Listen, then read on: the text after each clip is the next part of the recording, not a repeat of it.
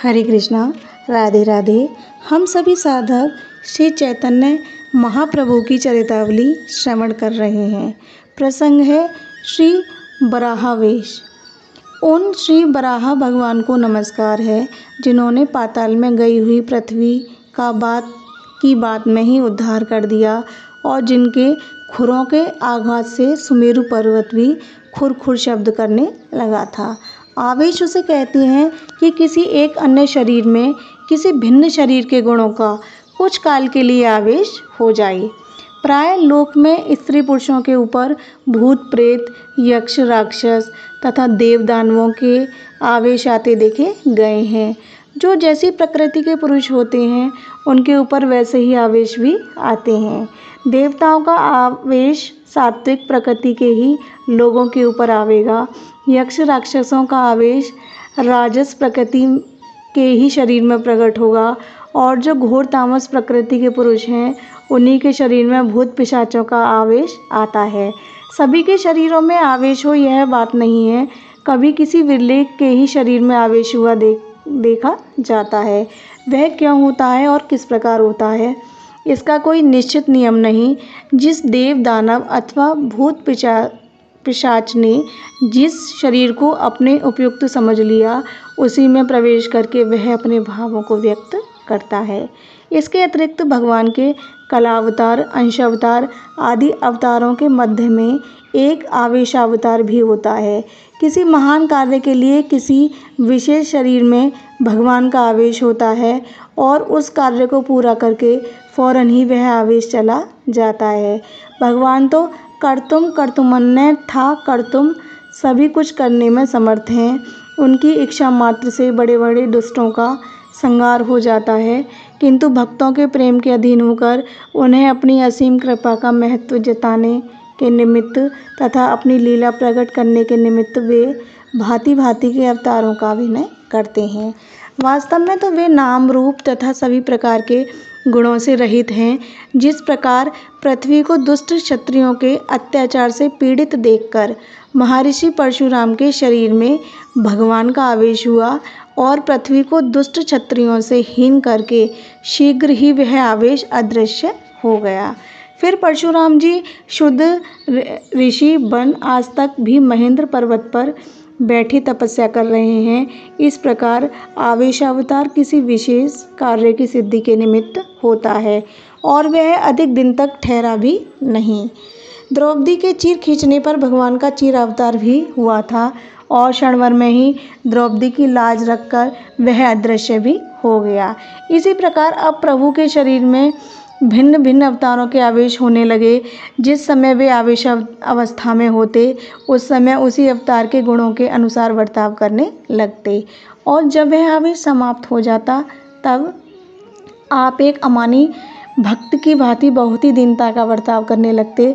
भक्तों की पद रज को अपने मस्तक पर लगाते और सबसे अधीर होकर पूछते, मुझे श्री कृष्ण प्रेम की प्राप्ति कब हो सकेगी? आप लोग मुझे श्री कृष्ण प्राप्ति का उपाय बतावें।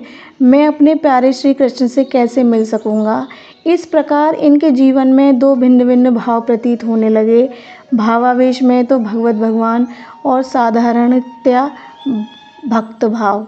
जो इनके अंतरंग भक्त थे वे तो इनमें सर्वकाल में भगवत भावना ही रखते और ये कितनी भी दीनता प्रकट करते तो भी उससे उनके भाव में परिवर्तन नहीं होता। किंतु जो साधारण थे वे संदेह में पड़ जाते कि यह बात क्या है। कोई कहता हे साक्षात श्री कृष्ण ही हैं, कोई कहता ना जाने किसी देवी देवता का आवेश होता हो, कोई से तांत्रिक सिद्धि भी बताने लगे। प्रभु के शरीर में कुछ श्री कृष्ण लीलाओं का भी भक्तों ने उदय होते देखा था। कभी तो ये अक्रूर लीला करते, कभी गोपियों के विरह में रुदन करते थे। मुरारी गुप्त बराह भगवान के उपासक थे। एक दिन मुरारी गुप्त बराह भगवान के स्तोत्र का पाठ कर रहे थे। प्रभु दूर से ही स्तोत्र पाठ सुनकर बराह की भांति जोरों से गर्जना करते हुए शूकर ऐसा कहते हुए मुरारी गुप्त के घर की ओर चले। उस समय इनकी प्रकृति में मुरारी गुप्त ने सभी बराह अवतार के गुणों का अनुभव किया। प्रभु दोनों हाथों को पृथ्वी पर टेक कर हाथ पैरों से बिल्कुल बराह की भांति चलने लगे। रास्ते में एक बड़ा पीतल का जल पूर्ण कलश रखा था। प्रभु ने उसे अपनी डांट से उठाकर दूसरी ओर फेंक दिया और आप सीधे गुप्त महाशय के पूजा गृह में चले गए। वहां जाकर आप आसनासीन हुए और मुरारी से कहने लगे, मुरारी तुम हमारी स्तुति करो। मुरारी ने हाथ जोड़े हुए अति दीन भाव से कहा, प्रभु आपकी महिमा वेदातीत है। वेद शास्त्र आपकी महिमा को पूर्ण रीति से समझ ही नहीं सकते। श्रुतियों ने आपका नेति नेति कहकर कथन किया है। आप अंतर्यामी हैं। शेष जी सहस्र मुखों से अहर्निश आपके गुणों का निरंतर कथन करते रहते हैं, तो भी प्रलय के अंत तक आपके समस्त गुणों का कथन नहीं कर सकते। फिर मैं अज्ञ प्राणी भला आपकी स्तुति कैसे कर सकूँगा। प्रभु ने उसी प्रकार गंभीर स्वर में कहा, मुरारी तुम्हें भय करने की कोई बात नहीं। जो दुष्ट मेरे संकीर्तन में विघ्न करेगा, मैं उसका संहार करूँगा, फिर चाहे वह कोई भी क्यों ना हो। तुम निर्भय हो। नाम संकीर्तन द्वारा मैं जगत उद्धार का कार्य करूँगा। यह कहते कहते प्रभु अचेत से हो गए और वहीं मूर्छित होकर गिर पड़े। कुछ काल के अनंतर प्रभु प्रकृतिस्थ हुए और मुरारी से फिर उसी प्रकार की अधीरता की बातें करने लगे। मुरारी गुप्त तो इनके प्रभाव का पहले ही परिचय प्राप्त कर चुके थे, इसलिए उनके भाव में किसी प्रकार का परिवर्तन नहीं हुआ। प्रभु इस प्रकार मुरारी को अपने दर्शनों से कृतार्थ करके घर की ओर चले गए। इसी प्रकार भक्तों को अनेक भावों और लीलाओं से प्रभु सदा आनंदित और सुखी बनाते हुए श्री कृष्ण कीर्तन में संलग्न बनाए रखते थे। एक दिन संकीर्तन करते करते प्रभु ने बीच में ही कहा, नदिया में अब शीघ्र ही एक महापुरुष आने वाले हैं, जिनके द्वारा नवद्वीप के कोने कोने और घर घर में श्री कृष्ण संकीर्तन का प्रचार होगा। प्रभु के मुख से इस बात को सुनकर सभी भक्तों को परम प्रसन्नता प्राप्त हुई और वे आनंद के उद्वेग और अधिक उत्साह के साथ नृत्य करने लगे। भक्तों को दृढ़ विश्वास था कि प्रभु ने जो बात कही है वह सत्य ही होगी। इस बात को 4-5 दिन हुए थे कि एक दिन संकीर्तन के अनंतर प्रभु ने भक्तों से कहा, मेरे अग्रज, मेरे परम सखा, मेरे बंधु और मेरे वे सर्वस्व महापुरुष अवधूत के वेश में नवद्वीप में आ गए हैं।